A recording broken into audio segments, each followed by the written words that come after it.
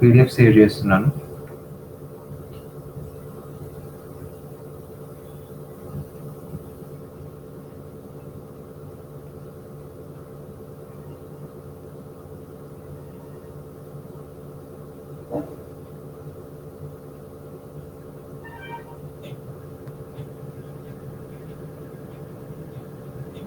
So కనిపిస్తుందండి, PDF కనిపిస్తుందా? Right, ఒకసారి రిప్లై ఇవ్వండి కామెంట్ సెక్షన్లో. పీడిఎఫ్ అలాగే వాయిస్ రెండు కూడా విజిబుల్గా ఉన్నాయి కదా? సో ఒకసారి చెప్తే క్లాస్ స్టార్ట్ చేద్దాం.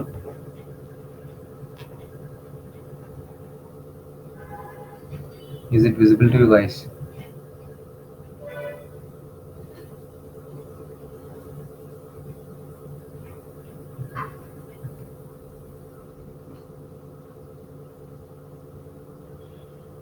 Right now. సో ఇప్పుడు క్లియర్గానే ఉంటుందండి. ఓకే, సో క్లాస్ స్టార్ట్ చేద్దాం. ఫస్ట్ ఆఫ్ ఆల్ చూడండి, సైటాలజీ సో అంటే కణశాస్త్రం గురించి మనం ఈరోజు డిస్కస్ చేస్తాము. సో ముఖ్యంగా మనకి ఈ లెసన్ నుంచి వచ్చేటటువంటి ఇంపార్టెంట్ క్వశ్చన్స్, మనకి ఏ కాంపిటేటివ్ ఎగ్జామినేషన్ తీసుకున్నా జనరల్ సైన్స్ అనేటటువంటిది ఒక ముఖ్యమైనటువంటి భాగంగా ఉండే ప్రతి కాంపిటేటివ్ ఎగ్జామినేషన్లో జనరల్ సైన్స్ నుంచి, అందులోనూ బయాలజీ నుంచి కణశాస్త్రం అనేటటువంటిది చాలా ఇంపార్టెంట్ రోల్ ప్లే చేస్తూ ఉంటుంది. సో దీని నుంచి మనకి ఎక్కువగా ఇంపార్టెంట్ క్వశ్చన్స్ కూడా వస్తూ ఉంటాయి. సో అయితే ముఖ్యంగా ఫస్ట్ చూడండి, కణము అంటే ఏంటి? ఇందులో ఫస్ట్ మనం తెలుసుకోవాల్సింది సెల్ అంటే ఏంటి అనేది మనకు తెలియాలి. సెల్ అంటే ఏంటంటే ఒక జీవి యొక్క ప్రాథమిక ప్రమాణము అని చెప్పచ్చు, లేదా మన బాడీలో ఏ పని జరగడానికైనా ముఖ్యంగా ఒక కణజాలము అనేటటువంటిది అవసరం అవుతుంది. ఆ కణజాలంతో నిర్మితమైన అవయవాలు అనేటటువంటివి మన బాడీలో ఏ పని కావాలనుకున్నా అవి చేస్తూ ఉంటాయి. కాబట్టి ఏంటంటే ప్రతి ఆర్గాన్ డెవలప్మెంట్కి మనకి ముఖ్యమైనటువంటి ప్రాథమిక ప్రమాణం ఏంటి అంటే సెల్ అన్నమాట, కణము. ఓకేనా? కాబట్టి ఒక జీవి యొక్క అభివృద్ధికి, అది శరీరాభివృద్ధి అయి ఉండొచ్చు, అలాగే తర్వాత జనరేషన్ అనేటటువంటిది రావడానికి కావాల్సినటువంటి ముఖ్యమైనటువంటి అభివృద్ధి ఏదైనా కానీ ఇక్కడ మనకి కణం అనేటటువంటిది ఇంపార్టెంట్. కాబట్టి దీన్ని ఏమంటామంటే ఒక ప్రాథమిక ప్రమాణంగా చెబుతాం అనమాట. తర్వాత జీవరాశిలో ఉండేటటువంటి ముఖ్యమైనటువంటి ఫండమెంటల్ పార్టికల్ ఏది అంటే కణము అని చెప్తాం, సెల్ అని చెప్తాం అనమాట. సో ఇటువంటి సెల్స్ గురించి అధ్యయనం చేసే శాస్త్రాన్ని ఏమంటారంటే కణశాస్త్రము, సైటాలజీ అని చెప్తారు. ఇటువంటి కణాల గురించి అధ్యయనం చేసేటటువంటి శాస్త్రాన్ని కణశాస్త్రము అని చెబుతారు. అర్థమవుతుందండి? సో తర్వాత ఇటువంటి కణశాస్త్రము గురించి ఇంట్రడ్యూస్ చేసి, అలాగే వీటి గురించి మొట్టమొదటిసారిగా అధ్యయనం చేసినటువంటి శాస్త్రవేత్త ఎవరు అంటే రాబర్ట్ హుక్. సో ఇక్కడ మనకి ముఖ్యంగా సైంటిస్ట్ల పేర్లు వస్తూ ఉంటాయి. సో కణాంగాల్లో ఒక్కొక్క పార్ట్కి ఒక్కొక్క సైంటిస్ట్ గుర్తించినటువంటి వారి పేర్లు అన్నీ వస్తూ ఉంటాయి. సో వీలైతే అది రన్నింగ్ నోట్స్లో ఒక చిన్న లిస్ట్ కింద మెన్షన్ చేసుకోండి. సో ఇంచుమించు ఒక 10 మంది సైంటిస్టుల పేర్లైనా వస్తాయి. ఓకేనా? రైట్. సో కణాల గురించి మొట్టమొదటిసారిగా పేరు పెట్టిన శాస్త్రవేత్త, అలాగే వాటిని గుర్తించిన శాస్త్రవేత్త ఎవరు అంటే రాబర్ట్ హుక్ అండి. Okay, Robert hook in the year of 1665. అర్థమవుతుందా? Robert hook. తర్వాత ఏకకణ జీవులను కనుగొన్నటువంటి శాస్త్రవేత్త, ఏకకణ జీవులను కనుగొన్నటువంటి శాస్త్రవేత్త ఎవరు అంటే లీవెన్ హుక్. వీళ్ళిద్దరి పేర్లు దగ్గర దగ్గరగా ఉంటే చూసుకోండి. ఏకకణ జీవులను కనుగొన్న శాస్త్రవేత్త ఎవరంటే లీవెన్ హుక్. అలాగే రాబర్ట్ హుక్ వచ్చేసరికి కణాలను గుర్తించి మొట్టమొదటిసారిగా పేరు పెట్టినటువంటి శాస్త్రవేత్త. ఓకేనండి. మరి ఈ లీవెన్ హుక్నే మనము ఫాదర్ ఆఫ్ మైక్రోస్కోపీ అని కూడా పిలుస్తాము. ఫాదర్ ఆఫ్ మైక్రోస్కోపీ అని కూడా పిలుస్తామన్నమాట. మొట్టమొదటిసారిగా మైక్రోస్కోప్ యొక్క వాడకాన్ని, దాని యొక్క ఉపయోగాన్ని వివరించినటువంటి వ్యక్తిగా మనం ఇక్కడ చెప్తాము. కాబట్టి ఏంటంటే ఫాదర్ ఆఫ్ మైక్రోస్కోపీ అని కూడా పిలుస్తాము. నెక్స్ట్, కణజాలము అంటే ఏంటి? చూడండి, ముఖ్యంగా ఒక సెల్ గురించి మనము మాట్లాడుకున్నాం కదా. సో ఇటువంటి సెల్స్ అన్ని కూడా ఒకదానితో ఒకటి కలిసి, ఫర్ ఎగ్జాంపుల్ ఇలా ఏంటంటే ఒకదానికి ఒకటి కలిసి ఒక కణజాలం కింద డెవలప్ అయితే దాన్ని ఏమంటామంటే టిష్యూ అంటాం. ఓకే, సో అంటే ఇదంతా కూడా టిష్యూస్ రూపంలో ఫామ్ అయ్యి ఆ టిష్యూస్ అన్ని కూడా కలిసి ఆర్గాన్స్ ఏర్పడతాయి, అవయవాలు ఏర్పడతాయి అన్నమాట. కాబట్టి ఏంటంటే ఇక్కడ కొన్ని కణాలు కలిసి ఒక నిర్మాణంగా ఏర్పడితే దాన్ని ఏమంటారంటే కణజాలము లేదా టిష్యూ అంటారు. అర్థమైందండి? సో ఇప్పుడు ఈ కణజాలాల గురించి అధ్యయనం చేసే శాస్త్రాన్ని ఏమంటారంటే హిస్టాలజీ అంటారు. కణాల గురించి అయితే సైటాలజీ అంటారు. అలాగే కణజాలం గురించి అయితే హిస్టాలజీ అంటాము. ఈ రెండు ఇంపార్టెంట్. తర్వాత మరి జీవ సామ్రాజ్యంలో కానీ లేదా జంతు సామ్రాజ్యంలో కానీ అతిపెద్ద కణము ఏది అంటే ఆస్ట్రిచ్ ఎగ్. ఓకేనా? జీవ సామ్రాజ్యంలో కానీ జంతు సామ్రాజ్యంలో కానీ అతిపెద్ద కణము ఏది అంటే ఆస్ట్రిచ్ ఎగ్ అని చెప్పచ్చు. ఓకేనండి. మరి వృక్ష సామ్రాజ్యంలో చెప్పుకుంటే ఇది రాదు. వృక్ష సామ్రాజ్యంలో చెప్పుకుంటే సైకస్ అనేటటువంటి ఒక ప్లాంట్ కి సంబంధించిన సీడ్ ఉంటుంది, దాన్ని సైకస్ ఎగ్ అని చెప్తాము. సో అది మనకి వృక్ష రాజ్యంలో పెద్దది. అలా కాకుండా మామూలుగా మనకి జంతు సామ్రాజ్యం అని కానీ జీవ సామ్రాజ్యం అని కానీ ఇస్తే మీరు ఆస్ట్రిచ్ గుడ్డుని అతిపెద్ద కణంగా చెప్పచ్చు అనమాట. అలాగే మళ్ళీ సెల్స్ కి సంబంధించి మానవ శరీరంలో అతి పొడవైనటువంటి కణం ఏది అంటే న్యూరాన్, నాడీ కణం. ఓకేనండి. మానవ శరీరంలో అతి పొడవైనటువంటి కణం ఏది అంటే న్యూరాన్. దీన్ని ఏమంటారంటే నాడీ కణము అని చెబుతాం అనమాట. సో ఈ నాడీ కణం గురించి ఆల్రెడీ మనము ఎప్పుడైతే మానవ మెదడు గురించి మీకు ప్రీవియస్ క్లాస్ కండక్ట్ చేశాను ఆన్లైన్లో, సో అప్పుడు కంప్లీట్ గా దాని యొక్క స్ట్రక్చర్ ఎలా ఉంటుంది, అలాగే అది ఎటువంటి పని చేస్తుంది, ఇవన్నీ కూడా మీకు అక్కడ ఎక్స్ప్లెయిన్ చేయడం జరిగింది. రైట్. సో ఇక అతి చిన్న కణం ఏది అంటే శుక్రకణం. మానవ శరీరంలో అతి చిన్న కణం ఏది అంటే శుక్రకణం. అతి పొడవైన కణం ఏది అంటే న్యూరాన్ అన్నమాట. దీన్ని ఏమంటారు నాడీ కణము అని చెప్తారు. సో ఇది ఏం చేస్తుంది అంటే వార్తలను చేరవేస్తూ ఉంటుంది అనమాట. ఓకే. కాబట్టి ఏంటంటే ఇది కమ్యూనికేషన్ అన్నమాట. ఓకేనా? సో ఇందులో మళ్ళీ నాడీ వ్యవస్థకు సంబంధించిన బిట్స్ ఇక్కడ నుంచి కూడా మనము కొన్ని బిట్స్ తీసుకోవచ్చు. అంటే మనకి హృదయ స్పందనని నియంత్రించేటటువంటి నాడీ ఏది అంటే వేగస్ నాడీ అని చెప్తాము. సో ఇలా ఏంటంటే ఇక్కడ మనకి ఆ లెసన్ కి సంబంధించినటువంటి బిట్స్ ఉంటాయి అనమాట. రైట్. సో ఇక తర్వాత కణ సిద్ధాంతము. కణ సిద్ధాంతము అంటే అసలు కణాలు అనేటటువంటివి ఎలా ఉంటాయి, వాటి యొక్క ముఖ్యమైనటువంటి క్యారెక్టరిస్టిక్స్ ఏంటి అని చెప్పే థియరీనే సెల్ థియరీ అని చెప్తాం. మరి దీన్ని ఎవరు ఇంట్రడ్యూస్ చేసేస్తారంటే ష్లీడెన్ మరియు ష్వాన్ అనేటటువంటి ఇద్దరు సైంటిస్టులు.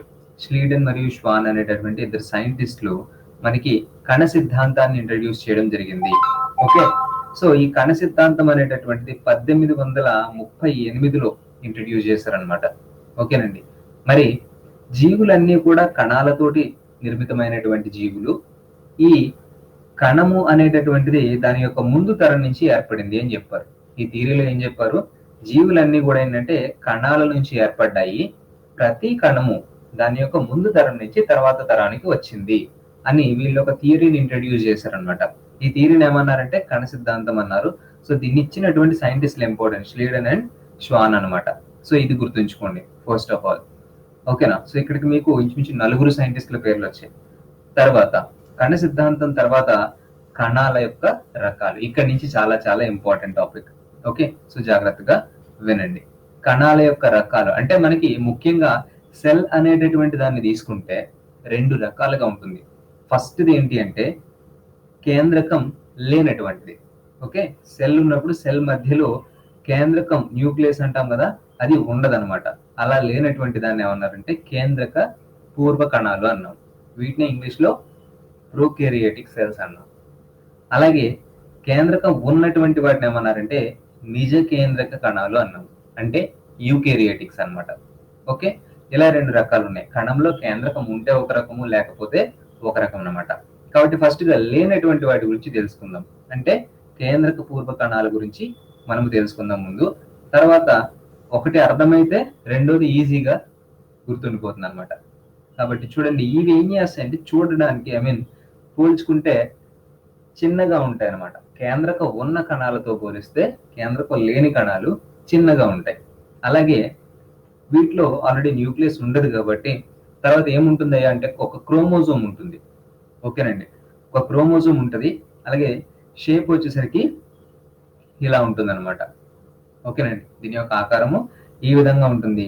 మరి వీటికి ఒక కణత్వచం అనేటటువంటిది ఉండదు. కణం చుట్టూ కూడా ఒక కణం నుంచి ఇంకొక కణాన్ని వేరు చేయడానికి ఒక చిన్న మెంబ్రేన్ ఉంటుంది. సో ఆ కణత్వచం అనేది ఇక్కడ ఉండదు. అర్థమవుతుందండి. అలాగే ఇందులో కణ విభజన ఎలా జరుగుతుంది అంటే అంటే ఒక సెల్ అనేది దాని నుంచి పిల్ల కణాలు ఏర్పడుతూ ఉంటాయి కదా, ఒకదాని నుంచి ఇంకొకటి ఏర్పడుతూ ఉంటాయి. సో అసలు ఇది ఎందుకు ఏర్పడుతుంది? డెవలప్మెంట్ కోసం, అంటే కణజాల అభివృద్ధి కోసం అన్నమాట. సో ఆ అభివృద్ధి ఇక్కడ ఎలా జరుగుతుంది అంటే విచ్ఛిత్తి మరియు కోరకీభవనము అనే ప్రాసెస్ల ద్వారా జరుగుతుంది. విచ్ఛిత్తి మరియు కోరకీభవనము అనేటటువంటి ప్రాసెస్ల ద్వారా జరుగుతూ ఉంటుంది అనమాట. రైట్. సో తర్వాత ఈ విధంగా ఇక్కడ కణ విభజన జరుగుతుంది. అలాగే క్షయకర విభజన అనేటటువంటిది ఇందులో జరుగుతుంది. ఓకేనా? క్షయకర విభజన, సమ విభజన, క్షయకర విభజన అని రెండు ఉంటాయి మనకి. అందులో ఇక్కడ క్షయకర విభజన జరుగుతుంది అనమాట. అంటే ఫర్ ఎగ్జాంపుల్ ఇది ఒక కణం అనుకుంటే ఇది వచ్చేసరికి మనకి 4 సెల్స్ కింద విడిపోతుంటుంది అనమాట. ఓకే. సో ఈ విధంగా 4 సెల్స్ కింద విడిపోద్ది. ఇది ఎలా విడిపోతుంది ఏంటి అనేటటువంటిది మీకు చెప్తాను, కొంచెం టాపిక్ ముందుకు వెళ్ళిన తర్వాత మీకు అర్థమవుతుంది. ఓకే. సో ఆ విధంగా క్షయకర విభజన జరుగుతుంది. ఇక డిఎన్ఏ రైబోజోమ్స్ అనేటటువంటివి మాత్రమే ఇక్కడ ఉంటాయి, కేంద్రకం ఉండదు. అలాగే డిఎన్ఏలో జన్యు పదార్థం అనేటటువంటిది ఉంటుంది అనమాట. ఓకేనండి. మరి వీటికి ఎగ్జాంపుల్స్ ఏంటి అంటే బ్యాక్టీరియాలు, బ్లూ గ్రీన్ ఆల్గేస్, నీలి ఆకుపచ్చ శైవలాలు అనేటటువంటివి దీనికి ఎగ్జాంపుల్స్ గా చెప్పచ్చు అనమాట. Okay. So this is all about prokaryotic cells. తర్వాత యూకారియాటిక్ సెల్స్ చూద్దాం. యూకారియాటిక్ సెల్స్ అంటే చూడండి, ఇవి చిన్నగా ఉంటాయి కాబట్టి ఇవి ఏంటంటే వీటితో పోలిస్తే పెద్దగా ఉంటాయి. కేంద్రకం ఉన్న కణాలు పెద్దగా ఉంటాయి. తర్వాత కేంద్రకం వీటిలో ఉంటుంది, ఒకటి కంటే ఎక్కువ క్రోమోజోమ్లు ఉంటాయి. ఇందులో ఒకటే క్రోమోజోమ్ ఉంటుంది, ఇందులో ఒకటి కంటే ఎక్కువ క్రోమోజోమ్లు ఉంటాయి అన్నమాట. అలాగే కణత్వచం కూడా ఉంటుంది, వీటికి కణత్వచము కూడా ఉంటుంది. మరి ఇక్కడ క్షయకర విభజన జరిగింది కదా, అలాగే కేంద్రకం ఉన్న చోట సమ విభజన జరుగుతుంది. కేంద్రకం ఉన్న చోట సమ విభజన అనేటటువంటిది జరుగుతుంది అనమాట. రైట్. సో ఇవి ముఖ్యమైనటువంటి పాయింట్స్. మరి కేంద్రకంలో ఇంకా ఏమేమి ఉంటాయంటే జన్యు పదార్థము, అలాగే వీటితో పాటు అంటే డిఎన్ఏ, క్రోమాటిన్, ఇవన్నీ కూడా ఉంటాయి అన్నమాట. ఓకే. సో ఇవి ముఖ్యమైనటువంటి పాయింట్స్. ఇప్పుడు అర్థమైందా నిజ కేంద్రక కణాలకి కేంద్రక పూర్వ కణాలకి డిఫరెన్సెస్?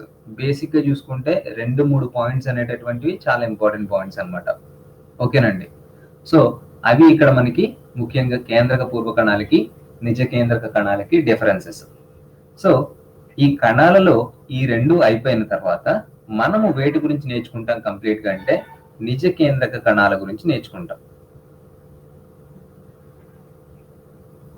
నిజ కేంద్రక కణాల గురించి నేర్చుకుంటాం అంటే న్యూక్లియస్ ఉన్నటువంటి వాటి గురించి మనం నేర్చుకుంటాం అనమాట.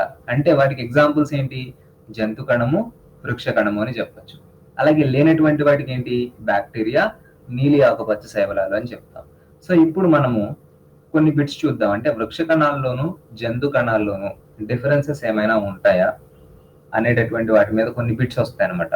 సో అవి ఎలా ఉంటాయి ఏంటంటే ఒకసారి చూసుకున్నట్లయితే ఫర్ ఎగ్జాంపుల్ వృక్ష కణం తీసుకుంటే, వృక్ష కణం గనక అంటే ప్లాంట్ సెల్ అది తీసుకున్నప్పుడు ఇక్కడ కణ కవచము అనే ఒక పదం ఉంటుంది. కణ కవచము అనేటటువంటిది ఒకటి ఉంటుంది అనమాట. అంటే ఎలా అయితే మానవ శరీర కణంలో కానీ జంతు కణంలో కానీ కణ త్వచం ఉంటుందో, సెల్ మెంబ్రేన్ ఉంటుందో, అలాగే వీటికి ప్రొటెక్షన్ కోసం ఇక్కడ కణ కవచం అనేది ఉంటుంది. ఇది ఏం చేస్తుంది అంటే సెల్యులోజ్ అనేటటువంటి పదార్థంతో నిర్మించబడి ఉండేటటువంటి ఒక దృఢమైనటువంటి నిర్మాణం అన్నమాట. కొంచెం ఇది స్టిఫ్ గా ఉంటుంది కాబట్టి దీన్ని ఏమంటారంటే కణ కవచము అంటారు. ఓకేనండి. ఇది ఓన్లీ మొక్కలలో మాత్రమే ఉంటుంది, మొక్కలు వృక్షాలలో మాత్రమే ఉంటది. జంతువులలో మీకు కనిపించదు. అలాగే మానవుని శరీరంలో ఇది కనిపించదు. ఇంచుమించు మానవ శరీర కణం కూడా జంతు కణంలోకే చెబుతూ ఉంటాము. అర్థమవుతుందా? తర్వాత ఏంటంటే వృక్ష కణంలో ఈ కణ కవచము ఉండదు, గుర్తుంచుకోండి. వృక్ష కణంలో కణ కవచం ఉండదు. మరి ఏముంటుందంటే కణత్వచం ఉంటుంది. ఓన్లీ పైన ఒక చిన్న లేయర్ టైప్ లో ఉంటది అనమాట. ఓకే. ఇలా ఒక లేయర్ టైప్ లో ఉంటది. ఇదంతా ఒక సెల్ అనుకుంటే ఇది వచ్చేసరికి ఒక లేయర్ లా ఉంటది అనమాట. ఓకే. సో ఆ విధంగా ఉంటుంది జంతు కణము. మరి వృక్ష కణంలో ఒక కవచంలా ఉంటది, అందువల్ల కణ కవచము అని చెప్తాను. ఓకేనండి. అలాగే వృక్షాల్లో మరి మనకి క్లోరోఫిల్ ఉంటుంది కదా, కిరణజన్య సంయోగక్రియ ఇవన్నీ జరపడానికి అలాగే సూర్యశక్తిని రసాయన శక్తిగా మార్చుకొని అవి ఆహారాన్ని తయారు చేసుకోవడానికి క్లోరోఫిల్ అనేటటువంటిది ఉంటుంది కదా. సో ఆ విధంగా ఏంటంటే వృక్ష కణంలో క్లోరోఫిల్ ఉంటుంది, జంతు కణంలో క్లోరోఫిల్ అనేది ఉండదు. ఓకే, సో ఇలాగ కొన్ని బేసిక్ డిఫరెన్సెస్ ఉంటాయి. దీన్ని బట్టి మనకి మొక్కలలో ఉండి జంతువులలో లేనటువంటివి, అంటే మొక్కలలో ఉండి జంతువులో లేనటువంటి సెల్స్ లో అనమాట లేనటువంటివి ఏవి క్రింది వాటిలో అని అడగచ్చు. ఇప్పుడు మనకి క్లోరోఫిల్ అనేటటువంటిది మొక్కల్లో ఉంటుంది, కణకవచం అనేటటువంటిది మొక్కల్లో ఉంటుంది, రిక్తికలు వీటిని వాక్యూల్స్ అంటాం, ఇవి కూడా మనకి మొక్కల్లో కనిపిస్తూ ఉంటాయి. ఇవి జంతు కణాలలో కనిపించవు అనమాట. అర్థమవుతుందండి? మొక్కలలో ఉంటాయి, జంతు కణాలలో కనిపించవు. ఇలాగా ఇవి ఎక్కడ ఉంటాయి? మొక్కలలో మాత్రమే ఉంటాయి, గుర్తుంచుకోండి. ఓకేనండి. వీటిని బట్టి మనకి కన్ఫ్యూజ్ చేసే విధంగా, అంటే మొక్కల్లో ఉండి జంతువుల్లో లేవా, జంతువుల్లో ఉండి మొక్కల్లో లేవా, ఇలాగ మనకి అటు ఇటు తిప్పి బిట్స్ ఇచ్చే అవకాశం ఉంటుంది అనమాట. కాబట్టి క్లియర్ గా అర్థం చేసుకుంటే చాలా ఈజీ మీకు ఇవి. ఇక ముఖ్యంగా ఒక కణంలో ఉండేటటువంటి డిఫరెంట్ పార్ట్స్ ఏంటి అనేది ఒకసారి చూద్దాం. ఓకే, వీటిని ఏమన్నారంటే ఒక కణం యొక్క నిర్మాణము లేదా కణాంగాలు అని పిలుస్తారు. అంటే ఒక సెల్ తీసుకుంటే, ఫర్ ఎగ్జాంపుల్ ఇలా ఒక సెల్ తీసుకుంటే, ఇది ఇందులో కేంద్రకం అనుకుంటే, సో దీని లోపల మనకి ఇలా మైటోకాండ్రియాస్ కానీ లేకపోతే ప్లాస్టిడ్స్ కానీ రిక్తికలు కానీ, సో ఇలా ఏంటంటే మనకి డిఎన్ఏ, క్రోమాటిన్, సో ఇలా ఏంటంటే రకరకాలైనటువంటి పదార్థాలన్నీ కూడా ఒక సెల్లో ఉంటాయి కదా. సో వీటన్నిటి గురించి మనం ఇక్కడ డిస్కస్ చేస్తాం అనమాట. సో ఇక్కడ ఏవేవి ఉంటాయి ఏంటి అనేటటువంటిది ఇక్కడ ఫస్ట్ ఒక లిస్ట్ ఇచ్చాను. సో ఈ లిస్ట్ లో ఉండే ప్రతి దాని గురించి మనం తెలుసుకుంటే ఇక్కడ కంప్లీట్ గా మీకు అర్థమవుతుంది టాపిక్ అనేది. ఓకే, సో వీటిలో ఫస్ట్ ఏంటంటే కణకవచము, తర్వాత కణత్వచము, తర్వాత జీవ పదార్థం, రైబోజోమ్స్, మైటోకాండ్రియా, లైసోజోమ్స్, రిక్తికలు, సెంట్రియోల్స్, న్యూక్లియస్. సో ఇలా ఏంటంటే మనకి ముఖ్యమైనటువంటి అంశాలు అనేవి ఒక కణంలో ఉంటాయి అన్నమాట. ఓకే, వీటిలో మీకు రిక్తికలు అనేటటువంటివి ప్లాంట్స్ లో ఉంటాయి,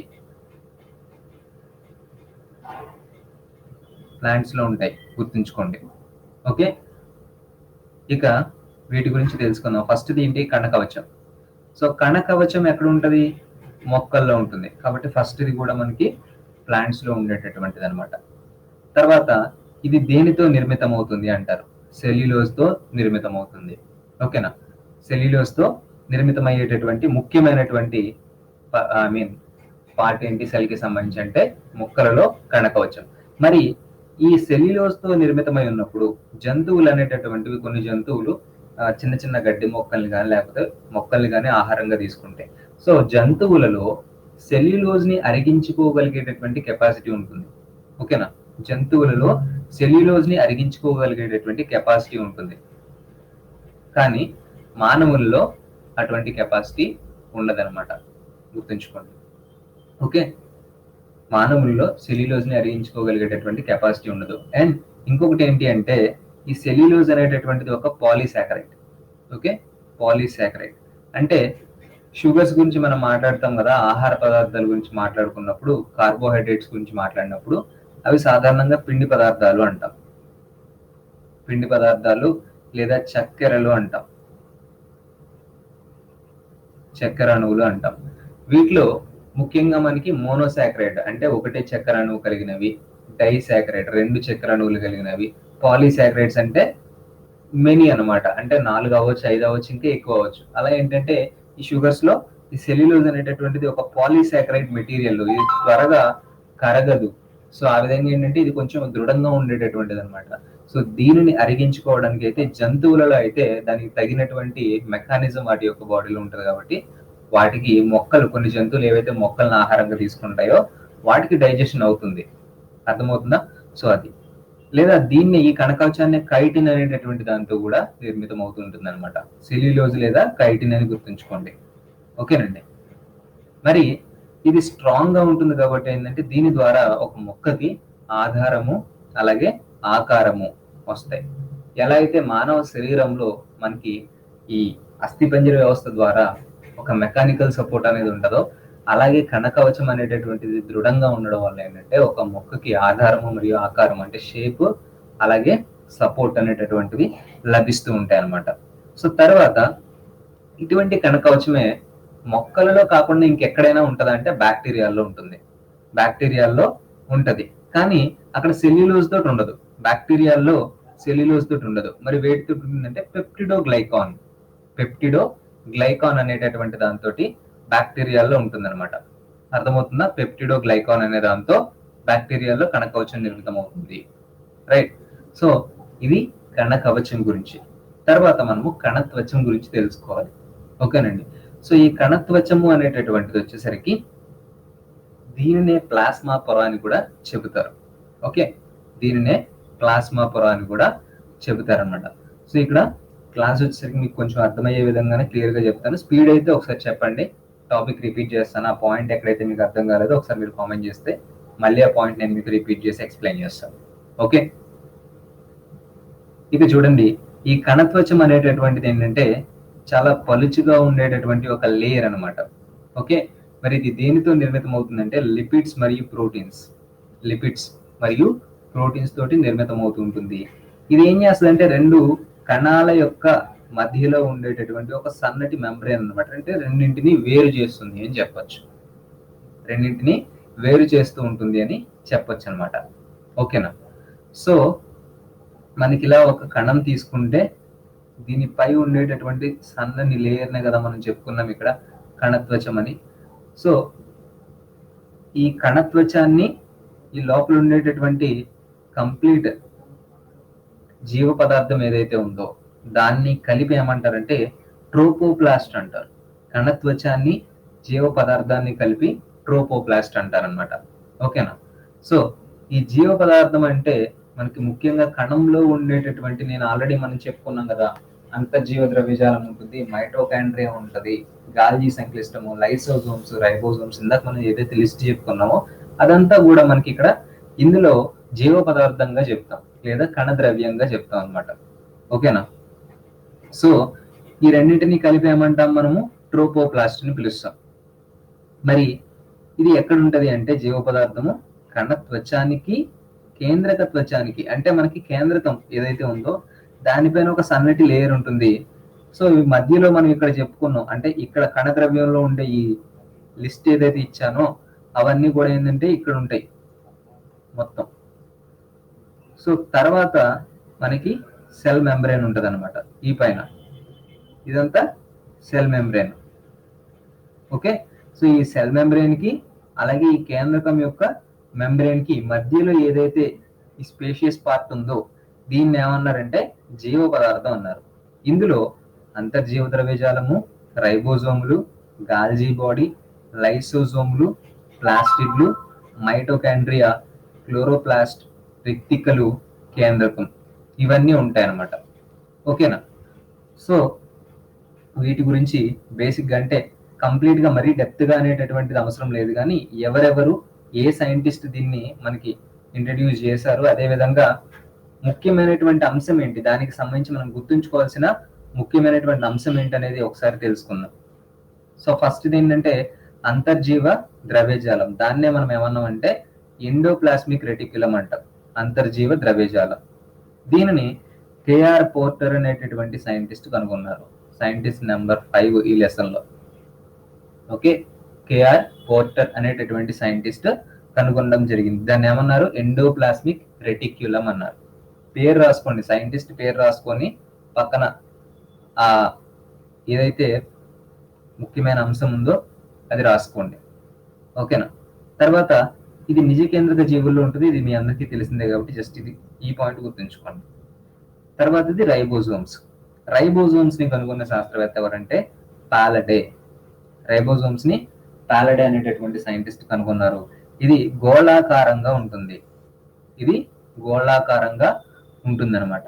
అయితే ఈ రైబోసోమ్స్ లో మీరు గుర్తుంచుకోవాల్సింది ఏంటంటే ముఖ్యంగా ఇవి ప్రోటీన్ల తయారీలో పాల్గొంటాయి అనమాట.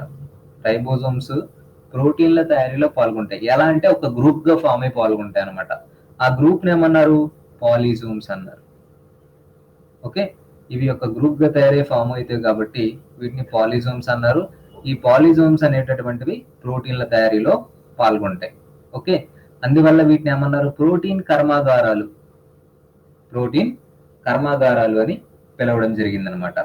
ఓకే, ఇంపార్టెంట్ పాయింట్స్ అండి, అర్థమవుతుందా? రైట్. ఇవి ఏంటంటే రైబోజోమ్స్. మరి ఇవి ఎలా ఏర్పడతాయంటే ఆర్ఎన్ఏ ప్రోటీన్ వీటి వల్ల ఏర్పడతాయి. ఆర్ఎన్ఏ మరియు ప్రోటీన్ కలిసి మనకి ఇక్కడ రైబోజోమ్స్ అనేటటువంటి ఏర్పడుతూ ఉంటాయి. సో ఇవి వీటినే మనము ప్రోటీన్ కర్మాగారాలు అని పిలుస్తూ ఉంటాం. పాలిజోమ్స్ గా ఏర్పడిన తర్వాత మనకి ఈ విధంగా మనము చెబుతాం అనమాట. ఓకే, ఇది రైబోజోమ్స్ గురించి కనుగొన్నటువంటి శాస్త్రవేత్త ఎవరు? పాలడే అనేటటువంటి సైంటిస్ట్. తర్వాత మూడవది ఏంటి అంటే వీటిలో గాల్జీ బాడీ, దీన్నే గాల్జీ సంక్లిష్టం అంటాము. సో దీనిని కనుగొన్న శాస్త్రవేత్త పేరు కూడా క్యామెలో గాల్జీ అనమాట. క్యామెలో గాల్జీ అనేటటువంటి సైంటిస్ట్ దీన్ని కనుగొన్నారు. ఇది ఏం చేస్తుంది అంటే ఒక కణంలో ఉండేటటువంటి కొన్ని పదార్థాలను నిల్వ చేస్తూ ఉంటుంది అనమాట. అవసరమైనటువంటి కొన్ని పదార్థాలను స్టోర్ చేస్తూ ఉంటుంది. ఆ విధంగా ఏంటంటే పదార్థాల నిల్వలో ఇది సహాయపడుతూ ఉంటుంది.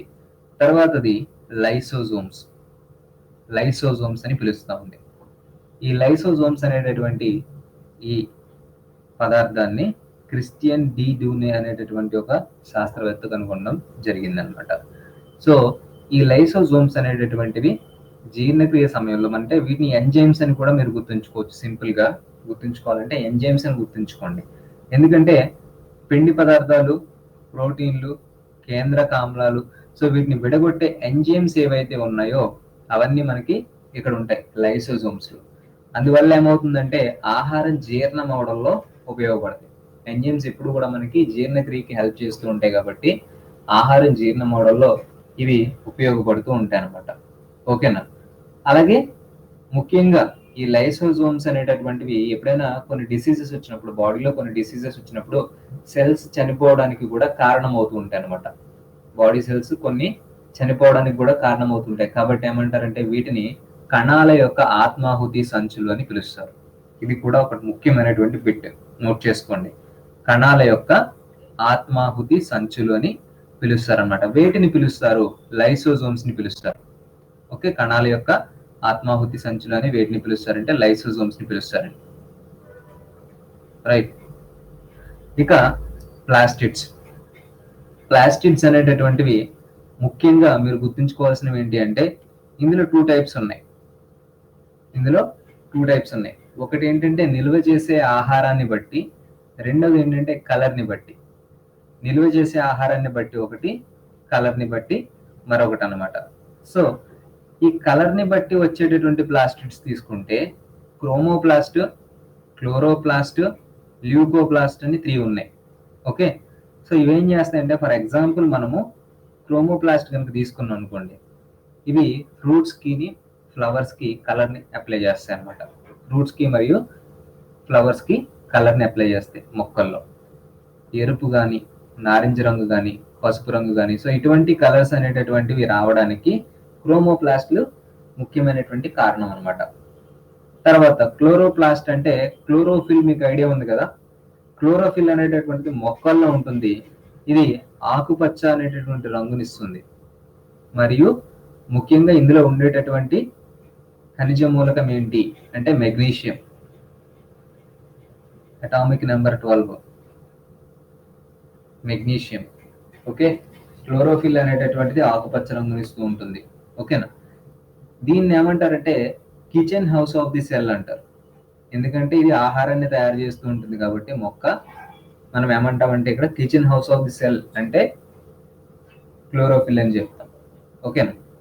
తర్వాత ల్యూకోప్లాస్ట్ అంటే ఇవి కలర్లెస్, ఎటువంటి కలర్ ఉండదన్నమాట. బట్ ఏం చేస్తూ ఉంటాయంటే ఇవి కూడా మనకి ఫుడ్ మెటీరియల్ స్టోరేజ్కి ఉపయోగపడుతూ ఉంటాయి అన్నమాట. ఓకే, ఇవి ముఖ్యంగా కలర్ని బట్టి. తర్వాత నిల్వ చేసే విధానాన్ని బట్టి వచ్చేసరికి ఎమైనోప్లాస్టిడ్స్ అనేవి ఏవైతే ఉన్నాయో అవి పిండి పదార్థాలని నిల్వ చేస్తాయి. కణాలలో పిండి పదార్థాలని నిల్వ చేసేవి ఏంటంటే ఎమినోప్లాస్టిడ్స్. హీలియోప్లాస్టిడ్స్ ఏవైతే ఉన్నాయో అవి కొవ్వులని నిల్వ చేస్తాయి. అల్యూరాన్ ప్లాస్టిడ్స్ ఏవైతే ఉన్నాయో అవి ప్రోటీన్స్ ని నిల్వ చేస్తాయి అన్నమాట. ఈ విధంగా మనకి నిల్వ చేసేటటువంటి విధానము ఉంటుందన్నమాట. ఎమినోప్లాస్టిడ్స్, హీలియోప్లాస్టిడ్స్, అలాగే అల్యూరన్ ప్లాస్టిడ్స్ అని ఉన్నాయన్నమాట. ఓకే, సో ఇవి ముఖ్యంగా గుర్తుంచుకోవాలి. ప్లాస్టిడ్స్లో ఇంతవరకు తెలుసుకుంటే సరిపోతుంది. ఓకేనా. మరి ప్లాస్టిడ్స్ తర్వాత ఇంకొక ఇంపార్టెంట్ ఏంటంటే మైటోకాండ్రియా. మైటోకాండ్రియా ఈ మైటోకాండ్రియా అనేటటువంటి దాన్ని ఎవరు గుర్తించారంటే కొల్లీకర్ అనే సైంటిస్ట్. కొల్లీకర్ అనేటటువంటి సైంటిస్ట్ అనమాట. ఓకే, ఈయన గుర్తిస్తే బయోప్లాస్ట్లు అని ఇంకొక సైంటిస్ట్ దీనికి పేరు పెట్టడం జరిగింది. ఓకే, ఇంకొక సైంటిస్ట్ బయోప్లాస్ట్ అని పేరు పెట్టారు. ఆయన పేరు ఏంటంటే ఆల్ట్మాన్. ఓకే, ఈ రెండు నేమ్స్ నోట్ చేసుకోండి. మైటోకాండ్రియాని మనం ఏమంటాం అంటే power house of the cell అంటాం. Power house of the cell. ఇలాంటివి కూడా ఉంటాయండి బిట్స్. కొన్ని నిక్ నేమ్స్ ఏవైతే ఉన్నాయో అవి ఇంచుమించు ఈ లెసన్ నుంచి మీకు 5 to 6 వస్తాయి, ఇంచుమించు సెకండ్ది. సో దీన్ని ఏమంటారంటే power house of the cell లేదా కణశక్తి కర్మాగారాలు అని పిలుస్తాం అనమాట. ఎందుకు పిలుస్తాం అంటే ఇది మొత్తం ఒక కణానికి కావలసినటువంటి ఎనర్జీని లేదా శక్తిని అంతటిని కూడా అందించేటటువంటి ఒక కేంద్రంలా చెప్పొచ్చు. అందువల్ల వీటినే కణశక్తి కర్మాగారాలు అంటాం. మైటోకాండ్రియాని కణశక్తి కర్మాగారాలు అని పిలవచ్చు అనమాట. తర్వాత మైటోకాండ్రియా తర్వాత మనకి రిక్టికలు అనేటటువంటిది ఇంపార్టెంట్. సో ఈ రిక్టికల్ అనేటటువంటివి ఏంటంటే స్టోరేజ్ పర్పస్ కోసం అనమాట.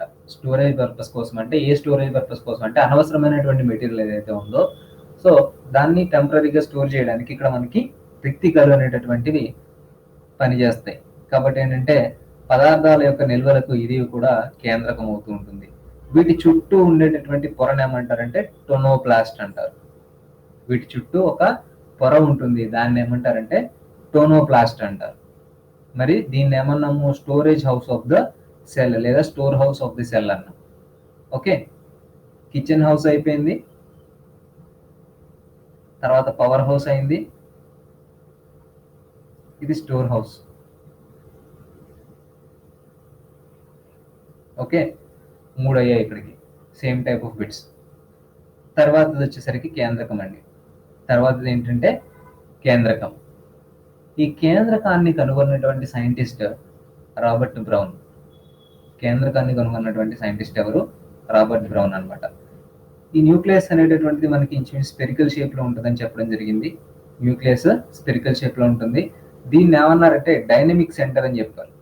ఒక కణానికి సంబంధించిన డైనమిక్ సెంటర్.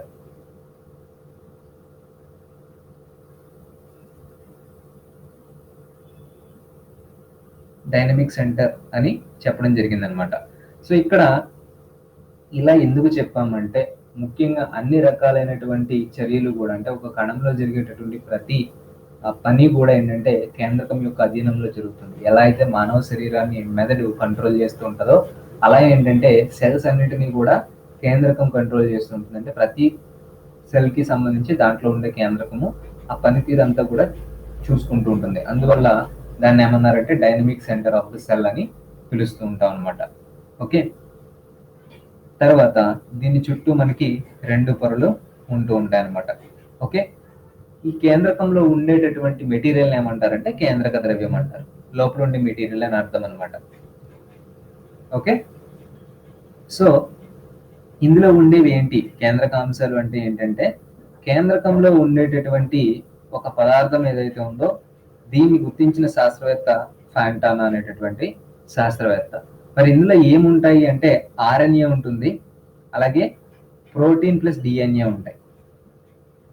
ఆర్ఎన్ఏ ఉంటుంది, ప్రోటీన్ ప్లస్ డిఎన్ఏ ఉంటాయి అన్నమాట. ఓకేనండి, ఇది క్రోమోజోమ్లతో కలిసి ఉంటుంది. టోటల్గా మనకి ఇదంతా కూడా క్రోమోజోమ్లతోటి కలిసి ఉంటుంది అనమాట. సో ఇది కేంద్రకాంశము అని చెప్తాం. కేంద్రకంలో ఉండేవి ఏంటంటే క్రోమోజోమ్స్, ఆర్ఎన్ఏ, డిఎన్ఏ ఇవన్నీ కూడా మనకి కేంద్రకంలో ఉండే అంశాలు. ఓకేనండి, తర్వాత జంతు కణాలలో ఉండి వృక్ష కణాలలో లేనటువంటివి ఏంటి అంటే సెంట్రియోల్స్ అనేటటువంటివి. ఓకే, సెంట్రియోల్స్ అనేటటువంటివి ఎక్కడ ఉంటాయంటే జంతు కణాల్లో ఉంటాయి, వృక్ష కణాల్లో ఉండవు. మరి ఇవి ఏం చేస్తాయంటే సెల్ డివిజన్లో పాత్ర పోషిస్తాయంటే కణ విభజన సమయంలో పాత్ర పోషిస్తాయి అనమాట. వాటి పేరు ఏంటండి సెంట్రియోల్స్. ఇంపార్టెంట్. సెంట్రియోల్స్ అనేటటువంటివి ఒక ముఖ్యమైనటువంటి నిర్మాణంగా చెప్పచ్చు వీటిలో. సో ఇక్కడ వరకు ముఖ్యంగా మనం చెప్పుకున్నటువంటి కణ ద్రవ్యము అనేది అయితే చెప్పుకున్న అందులో ఒక లిస్ట్ తీసుకొచ్చామో సబ్ లిస్ట్, ఆ లిస్ట్ అంతా మనకి ఇక్కడతో కంప్లీట్ అవుతుంది. తర్వాత క్రోమోజోమ్ల గురించి చూద్దాం. ఓకే, ఈ క్రోమోజోమ్లు అనేటటువంటి వచ్చేసరికి హఫ్మిస్టర్ అనే సైంటిస్ట్ 1849లో కనుగొనడం జరిగింది. అయితే మొట్టమొదటిసారిగా ఈ క్రోమోజోమ్లని వృక్ష కణంలో గుర్తించారు. మొట్టమొదటిసారిగా క్రోమోజోమ్లని ఎక్కడ గుర్తించడం జరిగింది అంటే వృక్ష కణంలో గుర్తించడం జరిగిందనమాట. సో అయితే ఈయన ఫస్ట్ ఐడెంటిఫై చేశారు, కానీ వాల్టేర్ అనే ఇంకొక సైంటిస్ట్ క్రోమోజోమ్స్ అని పేరు పెట్టారు. ఓకే, ఇంచుమించు 8వ సైంటిస్ట్ ఈయన ఈ లెసన్ కి సంబంధించి. ఓకే, 9 సట్టర్ అనే ఇంకొక సైంటిస్ట్. ఈయన ఏం చేశారంటే సెల్ థియరీ, క్రోమోజోమ్ థియరీని ఇచ్చారు. థియరీ ఇచ్చినటువంటి సైంటిస్ట్ ఒకరు, పేరు పెట్టిన సైంటిస్ట్ ఒకరు, గుర్తించిన సైంటిస్ట్ ఒకరు. క్రోమోజోమ్ల దగ్గర మనకి 3 సైంటిస్టులు వచ్చారు. గుర్తించిన సైంటిస్ట్ హఫ్మిస్టర్ మొట్టమొదటిసారిగా, తర్వాత పేరు పెట్టిన సైంటిస్ట్ వాల్టేర్, తర్వాత వాడికి సంబంధించిన థియరీ ఇచ్చినటువంటి సైంటిస్ట్ సట్టర్. ఇలాగా 3 సైంటిస్టుల పేర్లు ఇక్కడ రావడం జరిగింది. మీకు ఎక్కడ వస్తాయండి ఇవన్నీ కూడా మ్యాచింగ్ లో తగులుతాయండి. మ్యాచింగ్ వచ్చేసరికి క్రింద ఇచ్చిన వాటిలో కరెక్ట్ మ్యాచింగ్స్ గుర్తించండి అని చెప్పేసి ఒక్కొక్క ముఖ్యమైనటువంటి కణాల్లో ఉండేటటువంటి ముఖ్యమైనటువంటి అంశాలు ఇచ్చి దానికి సంబంధించినటువంటి సైంటిస్టుల పేర్లు ఒక పక్కిస్తారు. మీరు సరిగ్గా గుర్తుంచుకుంటే అటువంటి బిట్స్ అనేటటువంటి మార్కులు పోవు. లేకపోతే అటెంప్ట్ చేస్తే, తెలియక అటెంప్ట్ చేస్తే నెగిటివ్ కనుక ఉన్నట్లయితే పోయినట్టే మార్కులు. కాబట్టి ఇది రాసుకోండి అవసరమైతే. పీడిఎఫ్ ఆల్రెడీ నేను ప్రొవైడ్ చేస్తాను క్లాస్ అయిపోయిన తర్వాత, బట్ మీరు కూడా ఒక చిన్న లిస్ట్ అనేది రాసుకోండి. ఓకే, నెక్స్ట్ క్రోమోజోమ్లు అనేటటువంటివి జన్యు పదార్థాన్ని కలిగి ఉంటాయని అంటే ఆయన ఇచ్చిన థియరీ. ఓకేనా, క్రోమోజోమ్లు జన్యు పదార్థాన్ని కలిగి ఉంటాయి. అలాగే వంశపారంపర్యత, దీన్ని అనువంశికత అంటాం. వంశపారంపర్యత లేదా అనువంశికతను ఏర్పరుస్తాయి అని చెప్పడం జరిగింది. సో దీన్ని ఏమన్నారంటే క్రోమోజోమ్ థియరీ అని చెప్పారనమాట. అంటే అవి ఏం చేస్తాయి ఏంటనేది ఒక చిన్న ఇన్ఫర్మేషన్ ఇచ్చేటటువంటి విధానాన్ని మనము ఒక థియరీ కింద చెప్తాం అనమాట. ఇవి ఎలా ఉంటాయంటే పొడవుగా స్తూపాకారంగా ఉంటాయి. స్తూపాకారంగా ఇలాగా ఉంటాయని చెప్పేసి, పొడవుగా ఉంటాయని చెప్పేసి చెప్పడం జరిగింది. తర్వాత ఇన్ కేస్ ఎప్పుడైనా సెల్ డివిజన్ జరిగినప్పుడు ఇవేంటంటే పొట్టిగా అయిపోతాయి అని చెప్పారనమాట, కణాలు విభజించబడినప్పుడు. మరి వీటిలో ఏమేమి ఉంటాయంటే, క్రోమోజోమ్లలో ఏమేమి ఉంటాయి అంటే డిఎన్ఏ మరియు హిస్టోన్ అనేటటువంటివి ఉంటాయి. క్రోమోజోమ్లలో డిఎన్ఏ మరియు హిస్టోన్ అనేటటువంటి ప్రోటీన్ ఉంటుందన్నమాట. సో మనము డిఎన్ఏ గురించి తెలుసుకుందాం. ఓకే, డిఎన్ఏ ఎలా ఉంటుంది, అలాగే క్రోమోజోమ్లు ఏంటి ఇంకొంచెం క్లియర్గా తెలుసుకున్నట్లయితే, ముఖ్యంగా క్రోమోజోమ్లని ఎలా విభజించవచ్చు, అంటే అవి ఉండే స్థితిని బట్టి 4 రకాలుగా విభజిస్తాం అనమాట. క్రోమోజోమ్లని అవి ఉండే స్థితిని బట్టి 4 రకాలుగా విభజిస్తాం. ఏంటి ఆ 4 రకాలంటే, ఒకటే క్రోమోజోమ్ ఉందనుకోండి, ఒకటే క్రోమోజోమ్ అంటే ఒక జట్టులో ఒకటే క్రోమోజోమ్ ఉంటే దాన్ని ఏమంటాం అంటే జీనోమ్ అంటాం.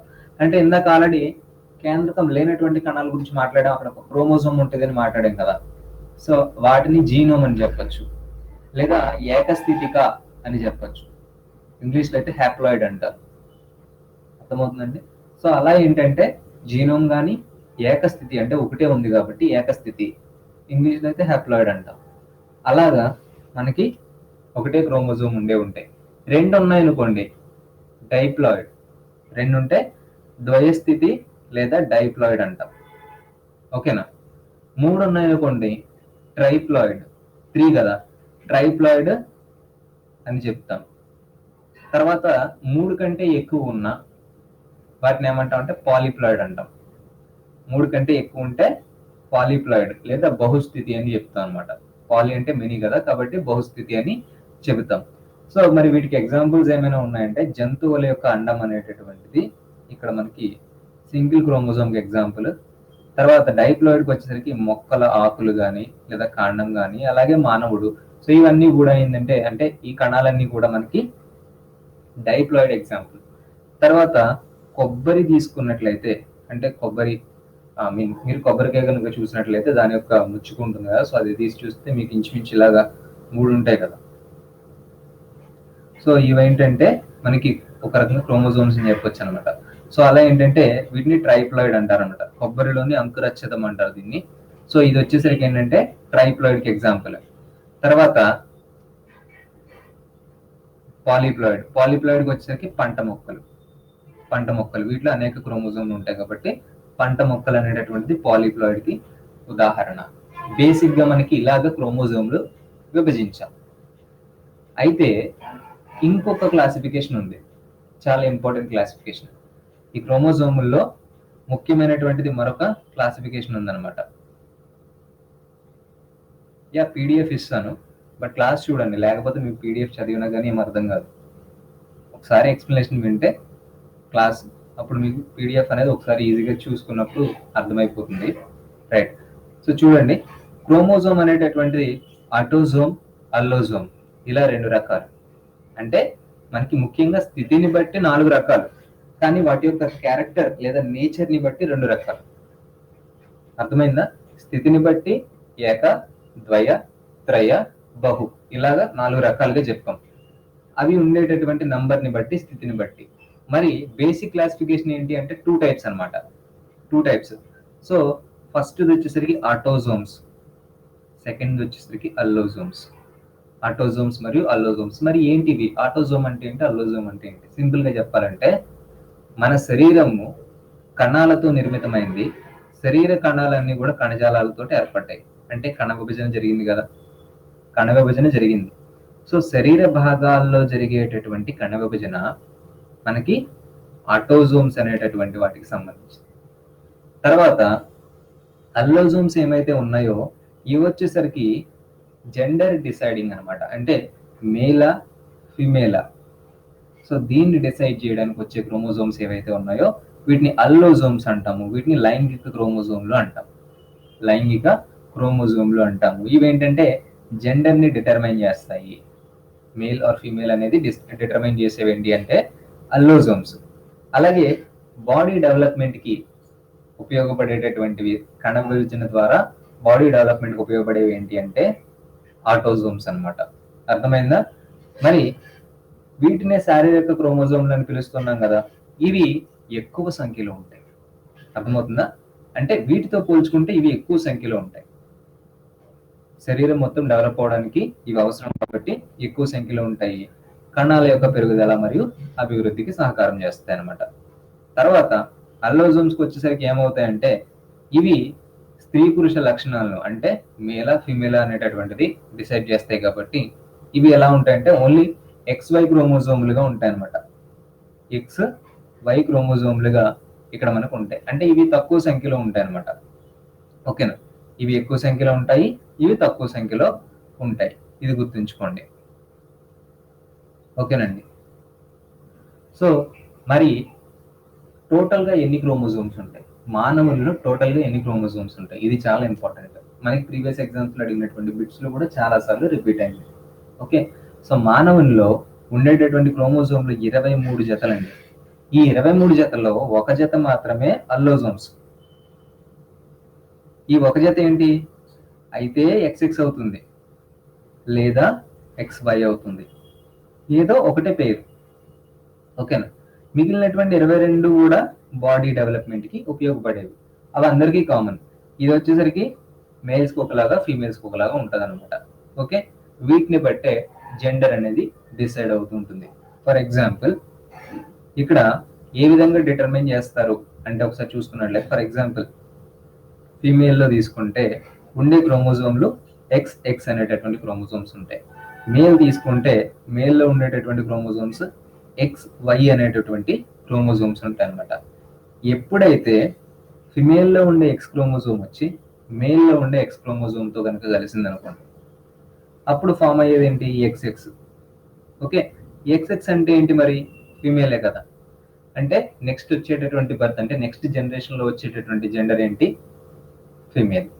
ఓకే. మళ్ళీ చెప్తున్నా, ఫిమేల్లో ఉండేటటువంటి XX లో ఒక X క్రోమోజోమ్ వచ్చి మేల్లో ఉండే మరొక X క్రోమోజోమ్తో కలిస్తే XX అనేటటువంటి క్రోమోజోమ్స్ ఏర్పడతాయి. ఇవి అల్లోజోమ్స్. ఓకేనా?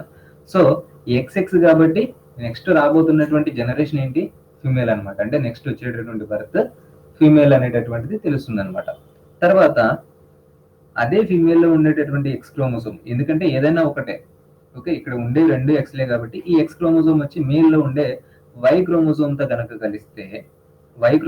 కలిస్తే ఏమవుతుంది, మేల్ అనేటటువంటిది వస్తుంది నెక్స్ట్ జనరేషన్లో, అంటే అక్కడ అబ్బాయి.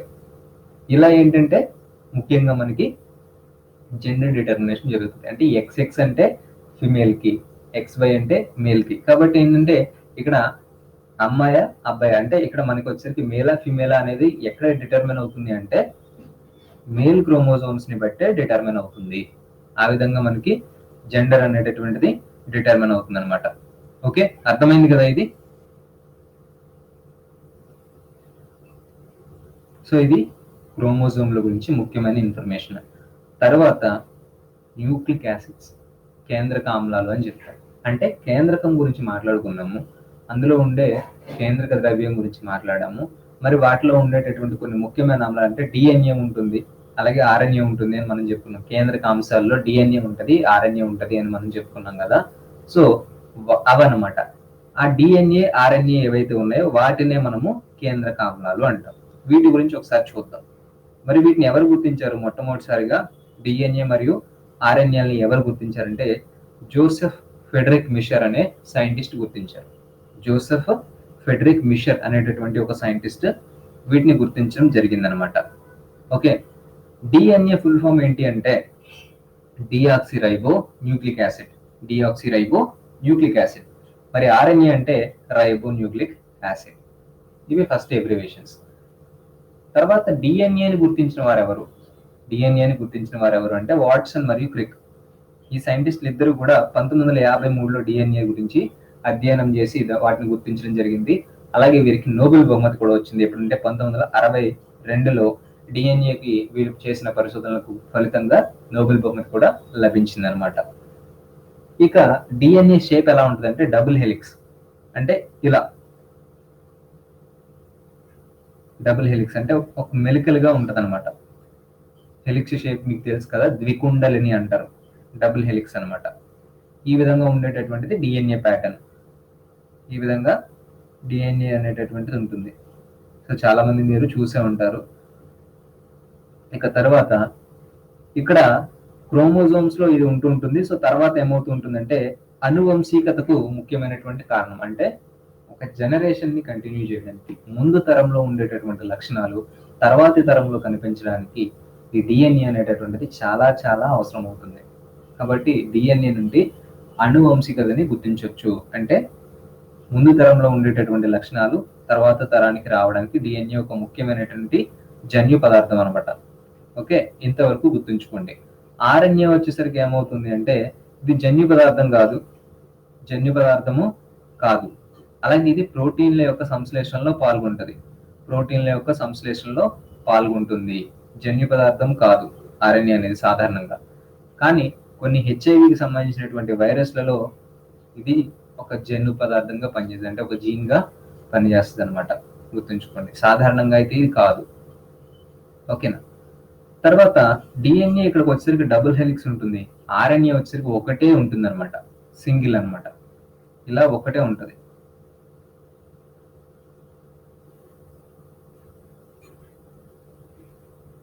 ఆర్ఎన్ఏ షేప్ ఇలా ఉంటుంది, డిఎన్ఏ షేప్ ఇలా ఉంటుంది అనమాట. ఇది షేప్ కి సంబంధించిన డిఫరెన్స్. ఒకటే పోచ్ తోటి నిర్మితమై ఉంటుంది అనమాట. ఓకే, ఇవి రెండు ఇంపార్టెంట్. ఇక ఫైనల్ గా మీరు తెలుసుకునేది ఏంటి అంటే సమ విభజన అంటే ఏంటి, క్షయకర విభజన అంటే ఏంటి. సమ విభజన అంటే ఏంటి, క్షయకర విభజన అంటే ఏంటి. సెల్ డివిజన్ అయ్యేటటువంటి ప్రాసెస్ ని మనము విభజన అంటాం. ఒక కణము వేరొక కణంగా అంటే అభివృద్ధి చెందే ప్రాసెస్ ఏమంటామంటే విభజన చెందడం అంటాం. ఈ విభజన చెందడం అనేటటువంటిది రెండు రకాలుగా, అంటే బాడీ సెల్స్ లోనూ జరుగుతుంటుంది. కాబట్టి పిండ దశ నుంచి కూడా మనకి ఇది స్టార్ట్ అవుతుంది. కాబట్టి సమవిభజన అనేటటువంటిది ఎక్కడ జరుగుతుందంటే శరీర కణాల్లో జరుగుతుంది. ఈ సమవిభజనే మైటోసిస్ అంటాం. సమవిభజనే మైటోసిస్ అని పిలుస్తాం అనమాట. దీంట్లో మదర్ సెల్ ఏదైతే ఉందో, అంటే ఈ 2x అనేది ఎగ్జాంపుల్ తీసుకున్నాం, ఈక్వల్ గా డిస్ట్రిబ్యూట్ అవుతుంది. అంటే ఇంకొక 2 2xలు వస్తాయి అనమాట. మళ్ళీ దీని నుంచి ఇంకొక 2 2xలు వస్తాయి. ఇలా ప్రతి దాని నుంచి 2 2 వస్తూ ఉంటాయి. కాబట్టి ప్రతి తల్లి కణం నుంచి 2 పిల్ల కణాలు ఏర్పడతాయి అంటారు. ఇలా సమానంగా విభజన చెందడాన్ని సమ విభజన అని పిలుస్తారు. ఓకేనా? సో ఆ విధంగా మనకి సమ విభజన అనేది జరుగుతూ ఉంటుంది. సో ఇది మైటోసిస్ అనే ప్రాసెస్కి. ఓకేనండి. ఇక ఇది అలైంగిక ప్రత్యుత్పత్తిలో కూడా జరిగేటటువంటి ప్రాసెస్. ముఖ్యంగా ఇది శరీర భాగాల యొక్క అభివృద్ధికి జరిగేటటువంటిది ఏంటంటే సమ విభజన. శరీర కణజాలంలో వాటి యొక్క డెవలప్మెంట్లో ఏ విభజన జరుగుతుంది అని అడుగుతాడు. అప్పుడు మైటాసిస్ లేదా సమ విభజన అనేది ఆన్సర్ అవుతుంది. ఇది కేంద్రక పూర్వజీవులు ఏవైతే ఉన్నాయో అలాగే మిగిలినటువంటి జీవులు ఏవైతే ఉన్నాయో వాటిలో జరుగుతుంటుంది. అలాగే శరీర కణజాల నిర్మాణము విభజన వీటిలో ముఖ్యంగా జరుగుతూ ఉంటుంది అనమాట. ఇక క్షయకర విభజన. క్షయకర విభజన అనేటటువంటిది వచ్చేసరికి ప్రత్యుత్పత్తి కణాలలో జరుగుతుంది అనమాట. ప్రత్యుత్పత్తి కణాల్లో జరిగేది అంటే ఫర్ ఎగ్జాంపుల్ ఈ 2x అనేటటువంటిది తీసుకున్నాం అనుకోండి. దీని నుంచి 4 డాటర్ సెల్స్ వస్తాయి అనమాట. అంటే ఓన్లీ సింగిల్ గానే వస్తాయి. ఇది ద్వయస్థితిలో ఉన్నప్పుడు ఇక్కడ నుంచి మళ్ళీ మనకి ఒక ఏకస్థితిక కణాలు ఏర్పడుతూ ఉంటాయి. సో ఈ విధంగా ఏంటంటే క్షయకర విభజన జరుగుతుంది. ఫర్ ఎగ్జాంపుల్ ఇక్కడ వచ్చేసరికి ఓన్లీ ఎక్స్ వచ్చింది. ఈ ఎక్స్ అనేటటువంటిది మళ్ళీ ఇంకొక బాడీ నుంచి వచ్చినటువంటి అంటే ఈ కణాల్లో వచ్చేటటువంటి వాటి నుంచి మనకి ఫర్ ఎగ్జాంపుల్ ఇంకొకటి ఎక్స్ అనుకోండి. ఇప్పుడు ఈ రెండు కలిసినాయి అనుకోండి, అప్పుడు ఎక్స్ ఏర్పడుతుంది. సో ఎక్స్ ఏర్పడితే అప్పుడు ఏమైంది? ఫీమేల్. అదే వైతో కలిసింది అనుకోండి, అప్పుడు ఏమవుతుంది? ఎక్స్వై వచ్చేసరికి మేల్. సో ఇలా ఏంటంటే మనకి ముఖ్యంగా విభజన అనేటటువంటి జరుగుతుంది. అంటే క్రోమోజోమ్లు కలిసేటప్పుడు ఇలా జరుగుతుంది అనమాట. క్రోమోజోమ్లు కలిసేటప్పుడు ఇలా జరుగుతుంది. సాధారణంగా మీకు సెల్ డివిజన్ ఎలా ఉంటుంది అంటే ఇక్కడ ఈ విధంగా చెప్పారు, క్షయకర విభజన అనేది. సో అంటే తల్లి కణం కనుక ద్వయస్థితిలో ఉంటే పిల్ల కణం అనేది ఏకస్థితిలో వస్తుంది. ఇది ఓన్లీ లైంగిక ప్రత్యుత్పత్తిలో మాత్రమే జరిగేటటువంటి విభజన అనమాట. ఇది ఎక్కడ ఉంటుందంటే అన్ని నిజ కేంద్రక జీవుల్లో, కేంద్రకం ఉండే అన్ని జీవుల్లోనూ ఉంటుంది. దీన్ని మనం ఎక్కడ గుర్తించవచ్చు అంటే శుక్ర కణాలు, అండాల యొక్క నిర్మాణము, వాటి యొక్క విభజన సమయంలో ఇవి జరిగేటటువంటి ప్రాసెస్లు అనమాట. సో ఇలాగా ముఖ్యమైనటువంటి అంశాలతోటి ఈరోజు కంప్లీట్గా క్లాస్ అనేటటువంటిది కండక్ట్ చేసుకోవడం జరిగింది. సో ఈ క్లాస్ అనేటటువంటిది నచ్చినట్లయితే దీనికి సంబంధించిన పీడిఎఫ్ ఆల్రెడీ మీకు ఒక 1 అవర్లో షేర్ చేయడం జరుగుతుంది మీకు మీ అప్లికేషన్లో. అలాగే దీనికి సంబంధించినటువంటి నెక్స్ట్ క్లాస్ ఏవైతే ఉన్నాయో అవన్నీ కూడా మీకు నోటిఫికేషన్ రూపంలో నేను ఇస్తూ ఉంటాను. తప్పకుండా ప్రతి క్లాస్కి మీరు అటెండ్ కండి. ఫ్రీ ఆఫ్ కాస్ట్ తోటి మనకి మ్యాక్సిమం మీ ఎగ్జామ్కి సంబంధించి జనరల్ సైన్స్ సిలబస్ కంప్లీట్ చేసుకునేటటువంటి ఒక ముఖ్యమైనటువంటి అంశాలన్నీ కూడా మీకు ఇందులో కవర్ చేస్తాను. ఓకే, సో క్లాస్ నచ్చింది కదా అందరికీ? అదేవిధంగా అర్థమైంది కదా క్లాస్లో? ఇంకేమైనా డౌట్స్ ఉన్నా కానీ మీరు కామెంట్ సెక్షన్లో పోస్ట్ చేయండి. లేదా మీకు ఏదైనా డౌట్ ఉన్నా కానీ మన అప్లికేషన్ ఉంది. బేసిక్గా వచ్చేసరికి SM స్టడీ హబ్ మన అప్లికేషన్ ప్లే స్టోర్లో ఉంటుంది. మీలో ఎవరైనా డౌన్లోడ్ చేసుకోకపోతే మీరు ఫేస్బుక్ నుంచి వచ్చున్నా లేకపోతే యూట్యూబ్ ఛానల్లో చూసి వచ్చినా కానీ మన అప్లికేషన్ డౌన్లోడ్ చేయని వాళ్ళు ఉంటే ఒకసారి డౌన్లోడ్ చేసుకోండి. Okay, thank you guys, thank you all of you. వీలైతే మీ ఫ్రెండ్స్కి కూడా క్లాసెస్ షేర్ చేయండి. మళ్ళీ నెక్స్ట్ క్లాస్ మీకు నోటిఫికేషన్ ఇస్తాను, తప్పకుండా పార్టిసిపేట్ చేయండి. Thank you so much. By now.